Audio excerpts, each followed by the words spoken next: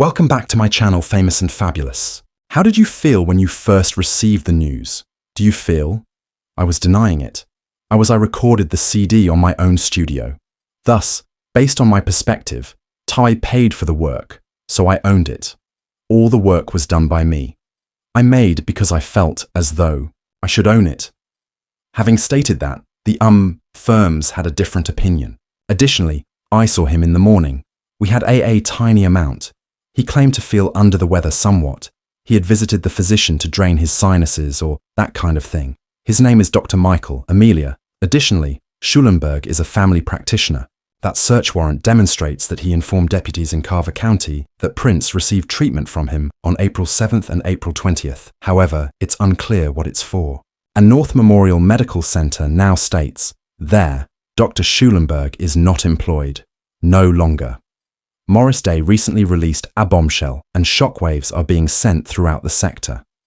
In a recent In the Conversation, he talked candidly about Prince's last days and disclosed anything that has fans very worried. As stated, Prince wasn't merely acting, in Morris's opinion.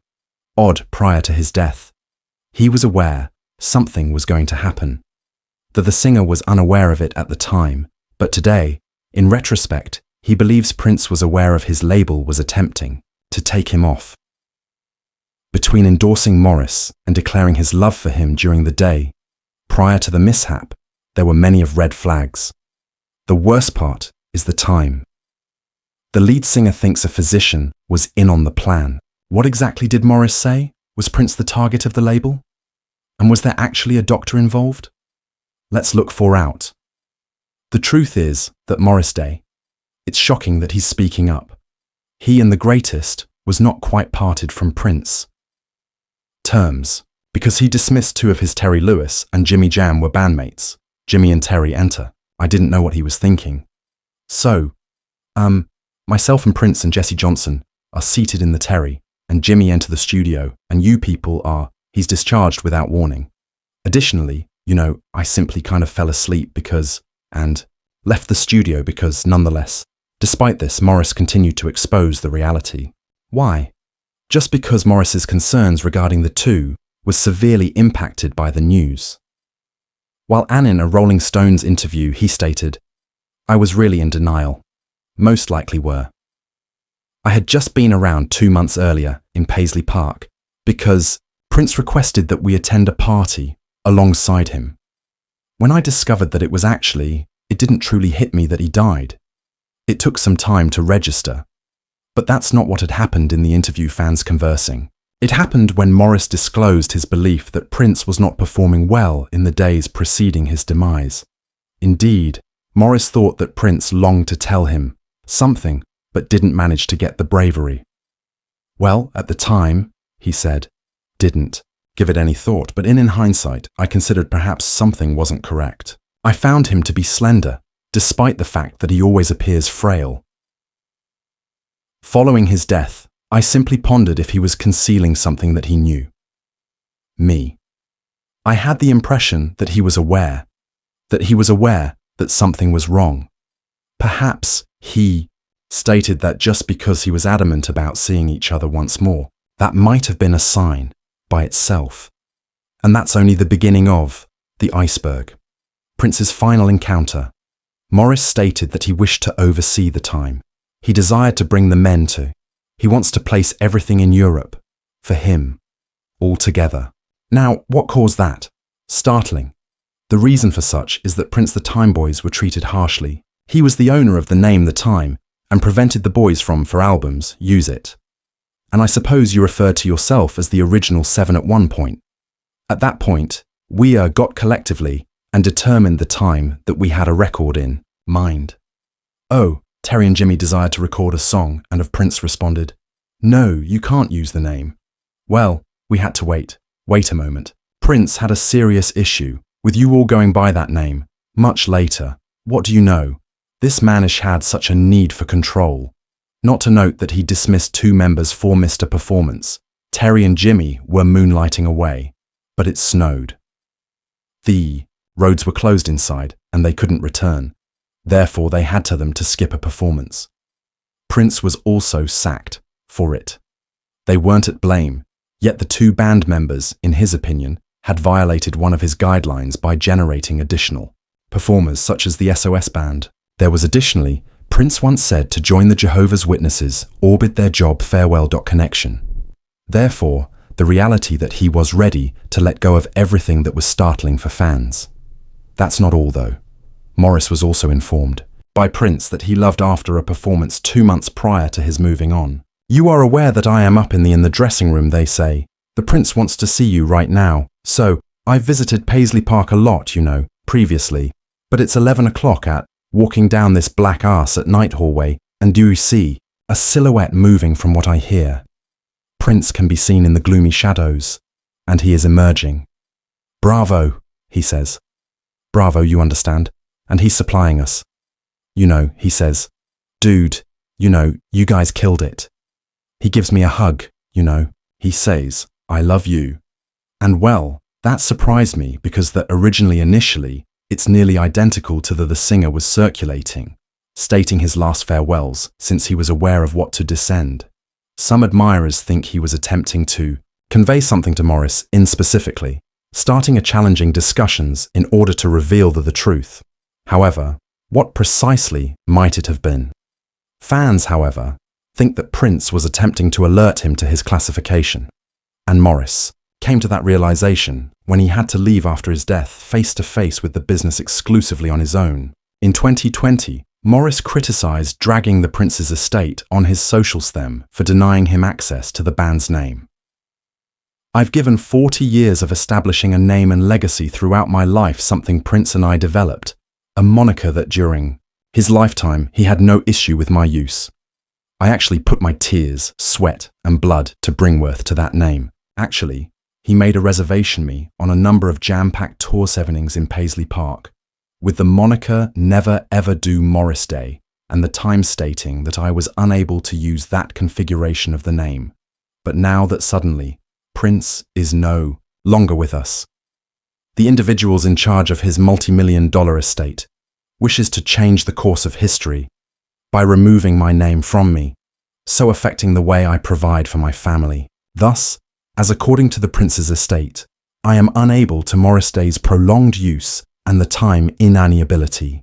In the meanwhile, on behalf of Prince's estate, managed by Kane Bank and Trust, stated to the public in a statement that day, that version of events is not totally true. Considering Prince's lengthy Morris Days past and what the estate believed were friendly conversations, the Prince's estate was shocked and dismayed to see his latest article. The property is accessible proactively, collaborating with Morris to have this issue resolved, but fans could tell that the purpose of the PR was to keep things serene. However, the reality was that this was precisely the kind of material that Prince, sounded louder. The cost of CDs has increased dramatically as the caliber of music has fallen. Additionally, as long as intermediaries establish the channels through which the customer eats, this won't alter. Have fought the music his entire life, industry for his music's rights. It's not a complicated problem. And the answer is straightforward. Allow the baker to prepare the bread. I play music. I produce music. However, the sector has consistently been eager to create rather than honoring artists. Actually, they're prepared to go beyond the bounds of safety their monetary objectives. Thus, when Prince eventually got his masters, he was removed. What's crazy is that Warner returned his masters to Prince 2014. Brothers. Now, some people. The business only took this action because they had no justification for retaining the music. No longer. They didn't accomplish anything at all. After 36 years of ownership, 1978 to 2014, they could do so upon his passing. Collections, top hits, and clearing samples, etc. They succeeded. It was expensive for them. Additional information to monitor the masters compared to sales, preservation, etc. creating. Returning to him and allowing him to handle the maintenance was a blessing to them, particularly in light of WWE will be the next big label to go out of business at this moment. Tidal offers exclusive streaming, Prince's music rights, including his track that hasn't been released. This was determined through an agreement reached with the Prince estate before to his passing. The strange aspect that most people are unaware of: Tidal is one among the ways that WB generates revenue. Silent collaborators. Thus, a few fans think Warner Brothers coerced Prince, got to sign that contract in order to obtain the sack. Given that the identical label is continuing to benefit from Prince's legacy, something that he struggled with whole life is disgusting. What's more startling is that Prince was attempting to alert Morris to precisely this before to his death. However, as we mentioned, he connected too late. This is what he said upon discovering the truth regarding the negative aspects of the business and the reasons behind Prince's battle against them. I could relate to him. He was Keat disobedient in that regard. I knew exactly where he was, from where. It was very logical. The amount of money made by the business of us, and what little we observed, everything made sense. Afterward, possessing all of your masters, essentially possessing your resemblance, image, and all of that, Tui agreed, and I definitely understood that, along with it. It most likely cost he was left amendable, thus I got money to consider music while earning money from the tunes we had the opportunity to compose. And many people asked to use the tunes. They would receive a resounding no for his section. Perhaps in the future it makes sense, but during that entire time, if anything, it became more challenging too. We both wrote the song, so please license it. Morris was also aware of what Cat Williams intended to convey when he stated that labels create more funds from a deceased artist. Nothing is random in business, or you'll be listening to those who are losing money. In each of these circumstances, it's just the losing artist. Someone creates a large cash. When the deaths of these rappers occur, not a coincidence, someone earned $100 million and no longer need to speak with either their team or that artist. Must not verify any of their agreements. Currently only needed to handle the I barely saw my mother once a year, and it's finished. And his income increases and upwards. Thus, they have this $20 million man. However, they exceeded $60 million in advantages. Therefore, it's reasonable to say that there are many questions for Prince's label Torspons, but the most unsettling thing is that they didn't execute their evil scheme by itself. Indeed, they sought the assistance of Prince's personal physician. How are we aware that?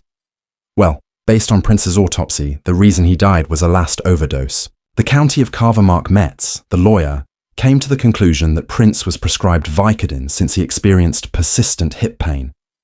The numerous pill bottles were discovered by cops of this house and workshop in Paisley Park in Chanhassen.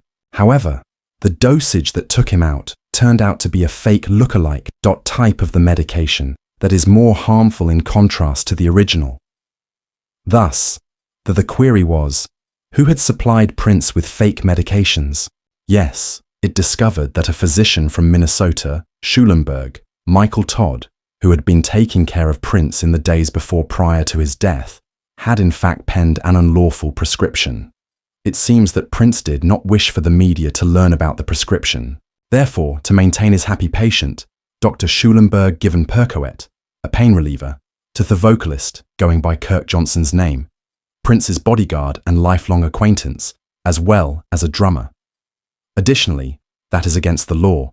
The conditions pertaining to the singer's death. His fans and family was beginning to suspect that the doctor conspired with his label to remove the singer of Purple Rain, and thus Prince's relatives submitted an action against the physician, accusing him for contributing to his death. The lawsuit claims that he did not suitably assess, identify, and treat.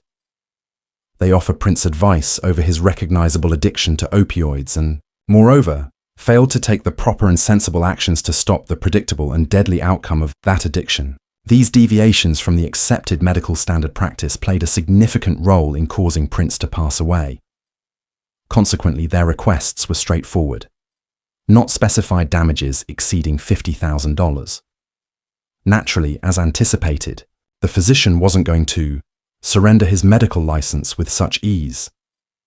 Paul Peterson, his attorney, stated this in a declaration.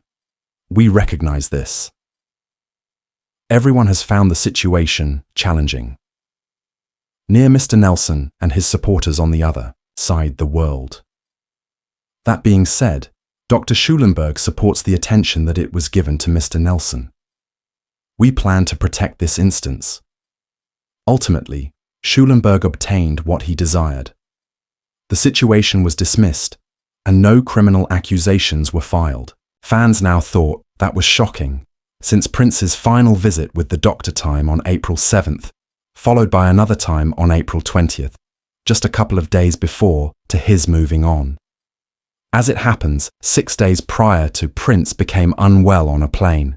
Before his death, they stopped in Illinois for an emergency. When on his way home from a performance in Atlanta, he was revived by first responders with a medication that reverses the consequences of an overdose of opioids. Following the event, Prince approached. In fact, Schulenberg was the one who prescribed Prince's oxycodone on the same day as the emergency landing of a plane. And you know what? It was in the name of his pal. That's dubious. In addition, Morris stated yes men surrounded that Prince, who were afraid to refuse his requests, had claimed that he had folks that were similar to him. Go get me something else.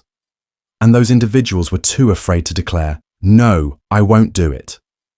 Despite the possibility that worried that he was hurting himself in a bad way, he had several yes men with no one nearby to suggest, hey, are you aware of your actions? Or, hey, I will not go buy this medication for you, as I don't believe you are aware of your challenges. He wanted someone with whom he could actually converse, him.